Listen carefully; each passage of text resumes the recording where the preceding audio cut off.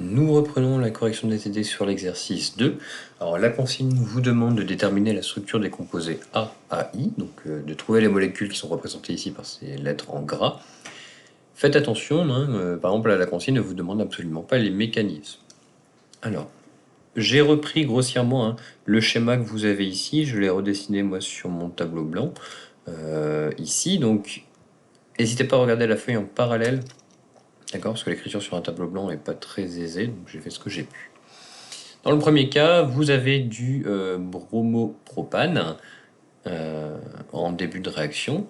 Vous allez devoir le faire réagir avec du magnésium pour trouver votre molécule A. Alors cette molécule A, si vous regardez les conditions, vous avez uniquement du magnésium.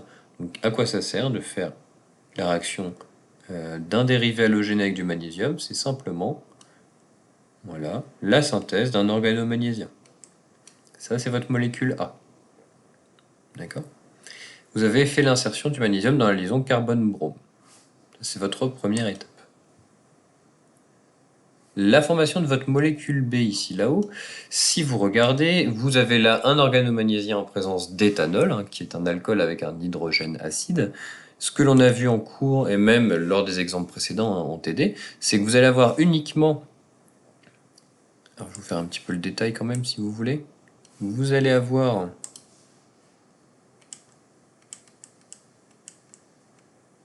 Perdu. Ça, c'est pour plus tard. Votre éthanol, on va ressortir un peu l'oxygène, on va faire ça proprement. Votre liaison MGBr qui va venir récupérer un hydrogène. L'éthanol qui va se rabattre ici. Voilà, je vais faire un peu l'oxygène, ce qui n'est pas très très joli. Voilà. Toujours, mais rappelez-vous, la liaison carbone-magnésium ici, c'est comme si vous aviez une charge plus ou une charge moins. Et donc dans tout ça, qu'est-ce que vous allez avoir? Vous allez libérer de l'ETO- plus MGBr plus une chaîne propane. Vous venez de récupérer en fait le H qui est là-bas, vous l'avez rajouté, je vous l'écris ici pour ceux qui ne verraient pas, vous l'avez rajouté sur votre chaîne, vous avez simplement libéré du propane. Vous vous arrêtez là. Dans la consigne, on ne vous demande pas de faire l'hydrolyse de cette paire d'ions pour reformer de l'éthanol. Voilà. Vous pouvez vous arrêter là. Votre molécule, alors là A c'était celle-ci, je ne vous l'ai pas spécifié tout à l'heure, mais voilà. Votre molécule B, ce sera donc du propane. On vous demande bien une molécule, pas une paire d'ions. On passe sur la molécule C, on va faire la D tout de suite. La formation de la molécule D, ici vers le bas, je vais changer de couleur de flèche, c'est ce qu'on a vu dans ce TD, donc c'est-à-dire que vous allez attaquer votre dérivé carbonylé ici et faire remonter votre flèche là. Vous recopiez l'un ou l'autre comme vous voulez, moi je trouve ça plus simple de dessiner tout de suite la plus grosse molécule. Vous avez votre au- ici, vous allez libérer un contre-ion plus MGBr. Voilà. Le H qui était dessus, pour l'instant, je vais le cacher. Ce que vous avez fait, c'est que vous avez rajouté, bon, je vais vous changer de couleur, mais vous avez rajouté ici votre chaîne propyle. Vous pouvez écrire d'une seule couleur, bien évidemment. Par contre, on vous dit puis H plus H2O. Donc en fait, si je vous demande pas le mécanisme, il faudra pas m'écrire ça comme ça. Mais comme on a fait l'hydrolyse déjà à cette flèche, c'est écrit que vous faites l'addition sur l'aldéhyde puis H plus H2O, vous arrivez à ce composé là. Voilà, donc faites attention à ça. Je vous demande pas d'écrire les composés, il n'y a pas deux flèches disponibles. Vous pouvez m'écrire ça directement. Donc ça, c'est votre molécule D. Sur la molécule, alors là, si vous regardez après la flèche qui va vers la droite, qui part de A et qui va vers la droite, vous avez le produit final et on vous demande de trouver le produit C. D'accord? Donc ce que je vais faire, je vais réécrire tout ça. Donc, puis H plus H2O. Voilà. Et on vous demande de trouver la molécule C qui est faite avant cette étape d'hydrolyse. Alors il y a une technique pour voir tout ça. C'est si vous regardez votre squelette de départ. C'est-à-dire que normalement, sur votre organomagnésium, vous avez 3 carbones. Donc si vous regardez votre molécule finale, vous retrouvez le squelette de votre molécule ici, avec vos 3 carbones. D'accord? Ensuite, ce que vous savez maintenant, c'est que la liaison de votre organomagnésium ici, elle va être créée par la flèche. C'est-à-dire que quand vous allez faire réagir votre organomagnésium, vous allez créer cette liaison-là. Donc qu'est-ce que vous avez à rajouter sur votre molécule finale? Ça veut dire c'est un carbone qui fait une liaison avec un oxygène. Et donc ce motif-là, votre molécule C, ce sera quoi? Ce sera un carbone, double liaison O, parce que vous savez qu'il faut faire une addition sur un aldéhyde, et c'est tout ce que vous avez. En vrai, ici, vous avez 2 autres hydrogènes. Donc en fait, les substituants ici, ce seront les 2 autres hydrogènes. Vous vérifiez, hein. Alors je vais vous changer, je vais vous effacer la flèche d'avant en vert ici, voilà, que vous voyez. Pas que ça vous prête à confusion. Mais si vous faites l'attaque ici de votre organomédien sur ce composé-là, vous relevez ce doublé-là, vous avez toujours vos 3 atomes en bleu, la liaison en vert qui vient de se créer avec la flèche, et si vous regardez au bilan, qu'est-ce que vous avez rajouté sur votre molécule? Un carbone, un oxygène de H, puis votre état hydrolyse qui vous permet d'avoir ici, à la fin, le OH. Voilà.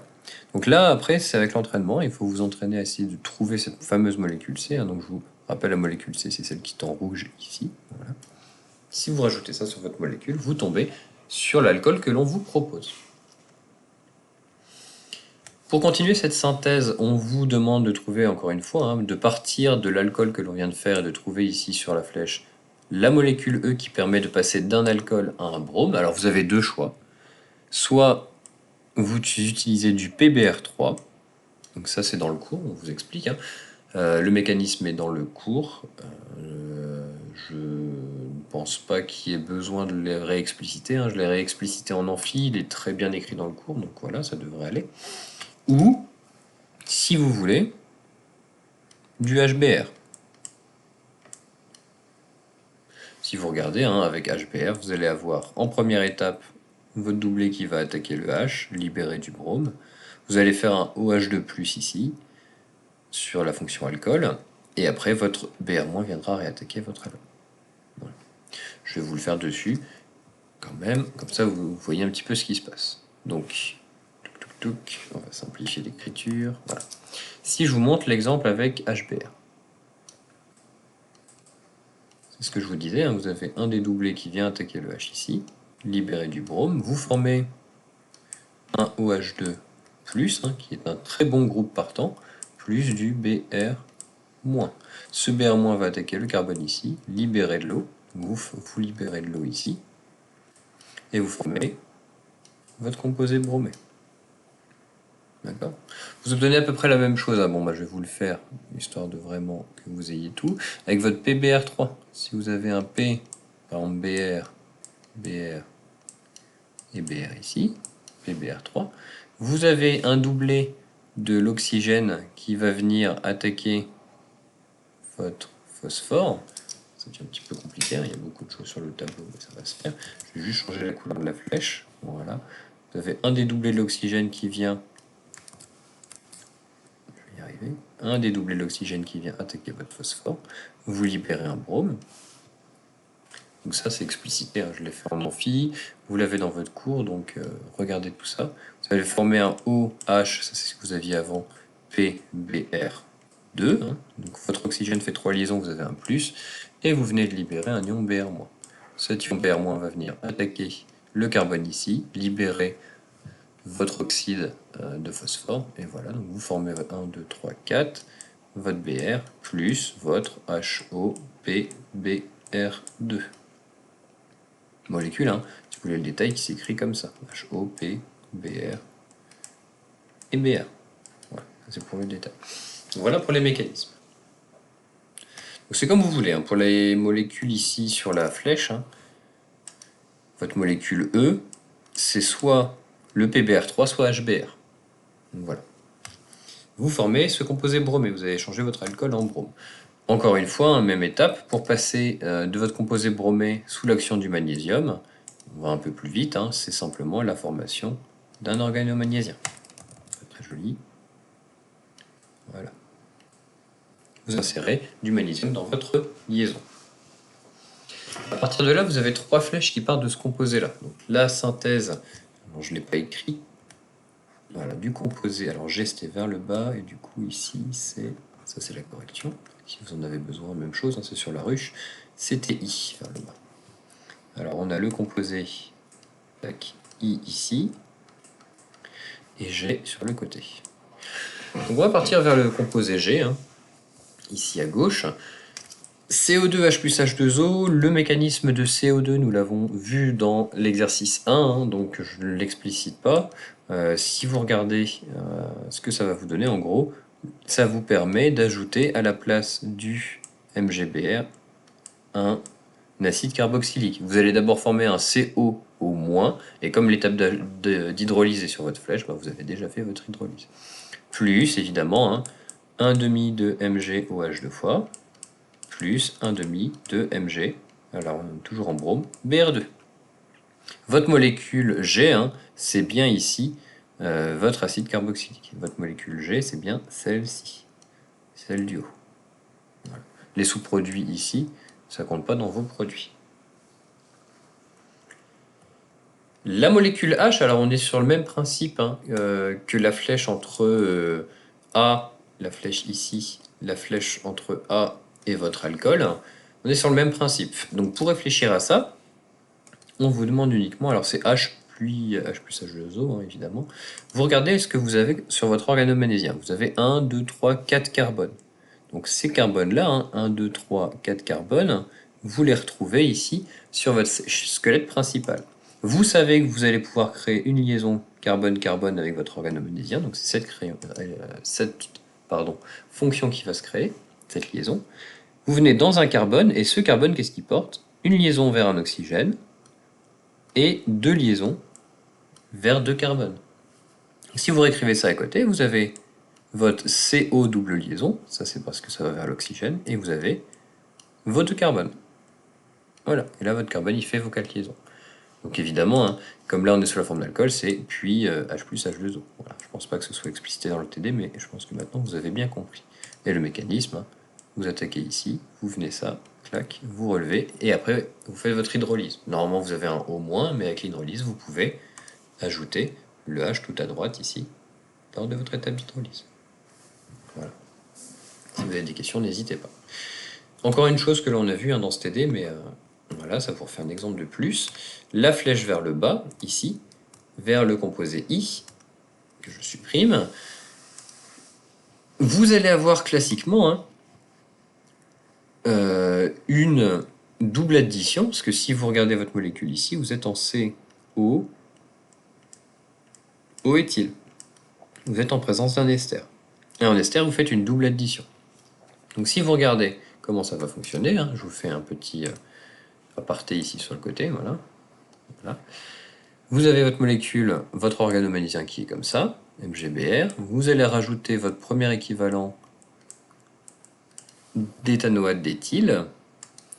Votre organomagnésium va venir ici, attaquer votre CO, libérer votre O. Voilà, un dédoublé là-haut. Alors vous avez un O-,